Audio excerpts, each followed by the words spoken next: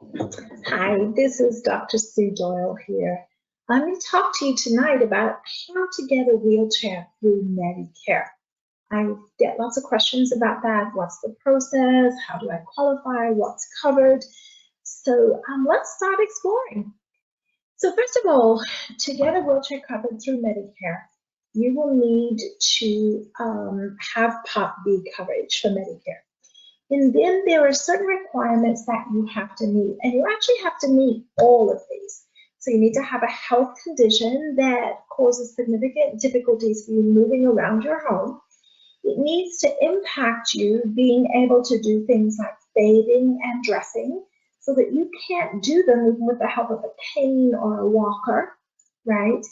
You need to be able to safely operate the wheelchair or the scooter or the device that you're going to qualify for, or have someone who's able to help you use it. And you're going to be able to get in and out of it or on and off of it. The doctor that's treating you for your condition also notes that you require a wheelchair, in that you and your supplier are both enrolled in Medicare. The other thing is we need to make sure that the equipment will fit in your home, right? It needs to be able to get through your door. It needs to get into your bedroom or those areas that you're going to use it in. Okay, let's look at what comes next. So what does Medicare actually cover? Well, first of all, they want you to look at the least expensive option or the least invasive option for you. And so the thing that comes first that they want you to think about is a walker or a cane, right? If you need this to walk safely around your home. If you can't use a walker or a cane safely, then they want you to consider a manual wheelchair. But you need to have the upper body strength and endurance to push it, or be able to use your feet adequately to push it or maneuver it, and then or have someone available to help you with it if you're not able to do that. And when you do qualify for that chair, initially Medicare will rent it for a period of time and then plan on it being a bought purchase after a period of time. So now let's look at the next level up, which is the power operated vehicle, which is what Medicare calls scooters, and we've seen a lot of those. So if you can't use a walker or a cane and you can't operate a manual wheelchair, you may qualify for a power operated scooter. You might find that these aren't as easy to get in and out of as you would think. So one of the things is you need to be able to get in and out of it. You know, there's usually a little platform you have to stand up on, the seat swivels. You need to be able to manage that, and then you need to be able to safely operate the controls. If you don't need the scooter on a long-term basis, then of course renting is an option. So thinking about how that may be covered for you on that short-term basis. All right, now a power chair. That's kind of the highest level. If you can't use a manual chair and you don't qualify for a scooter, you know, particularly if you don't have the sitting balance or difficulty getting on and off it, or difficulty operating the controls, then you may qualify for a power chair. Now, certain of these equipment will require that you need prior authorization. And so your DME supplier, that's the wheelchair company that you're working with, will be able to know this, and they'll be able to work through the process for you. Once we've gone through that process, your Medicare will send you a decision letter, as well as they will send the DME supplier a decision letter. Your prior authorization request may be denied if Medicare finds you don't medically require a power wheelchair, or they don't get all the information they need to make a decision.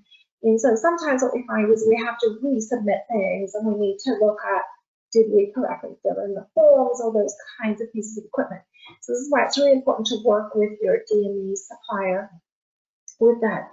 In fact, there's a whole team that you will work with that are going to help you get your wheelchair or mobility device. So it's going to be your doctor, Medicare has a strict process about how they need to fill in the forms and what kind of forms they need to fill in. And then there's you and your family or your caregiver, because it's really important to make sure it's going to work in your home, right? Then you need generally an evaluation from an occupational or physical therapist, preferably one who's had experience in doing the wheelchairs and works with you. Then there's an assistive technology professional, usually from the wheelchair company. They generally refer to as an ATP, but they have special training in looking at the equipment needs, the cushion needs, and some of those things. So they can work together with your therapist to look at what's going to best meet your needs now and over the next 5 years, because that's about the life that Medicare anticipates this equipment will work for you. If you have significant pressure sores or wounds, then there may be a wound care professional involved as well that may have some input.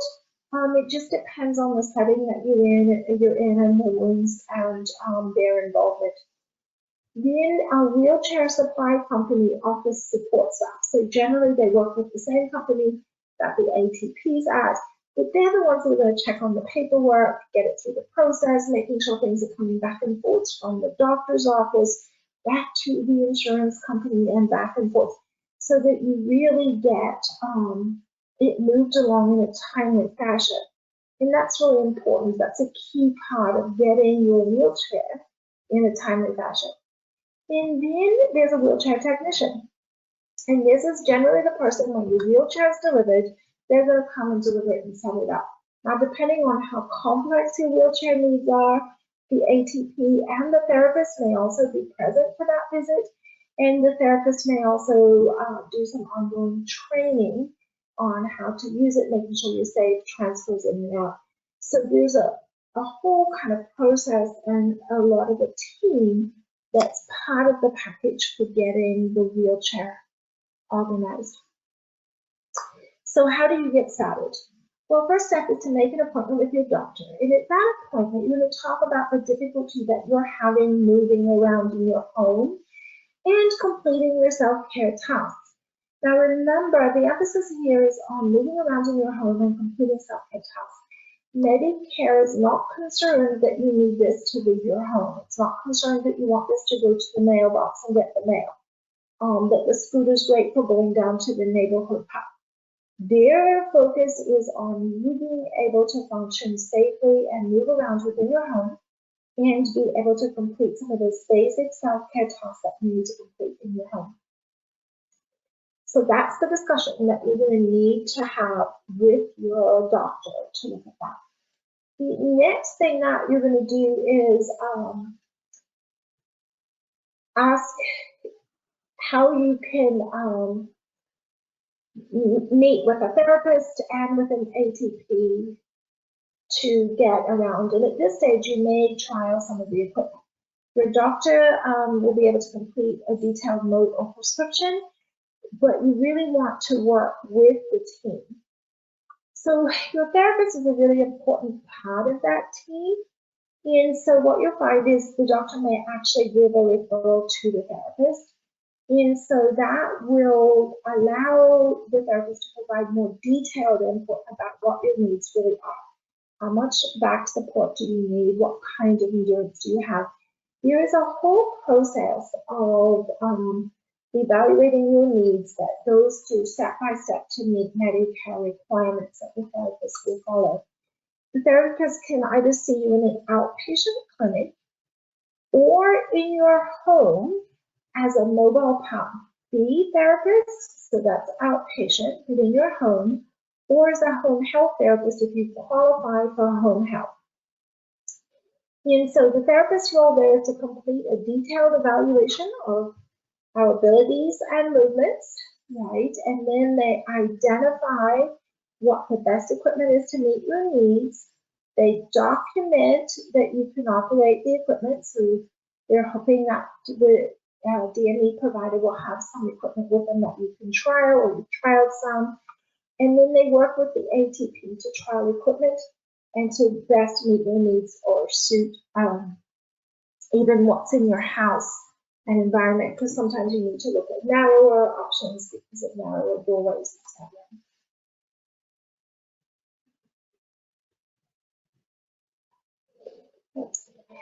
So now, how long will this take? Well, there is a 45-day limit that Medicare has for your face-to-face doctor's appointment and the prescription going to the wheelchair supplier. So notice there is a longer period of time there. And then Medicare can take up to 30 days to review your request if it's one that requires prior authorization.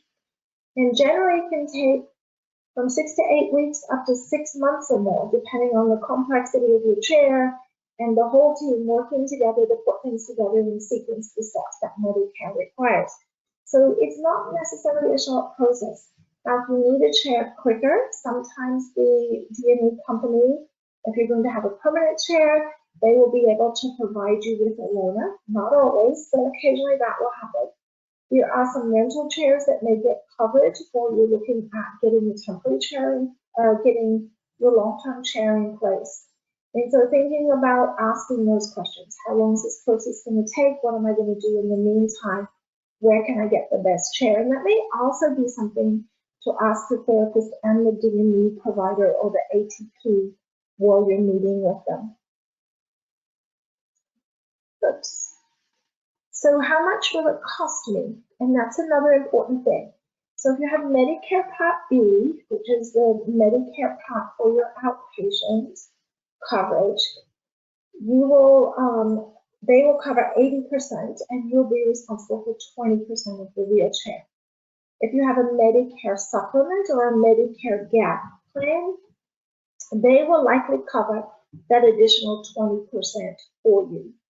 Your wheelchair supplier will be able to provide you with an estimate once they've matched it with the therapist exactly what your equipment needs are. You should get a quote prior to it actually being ordered.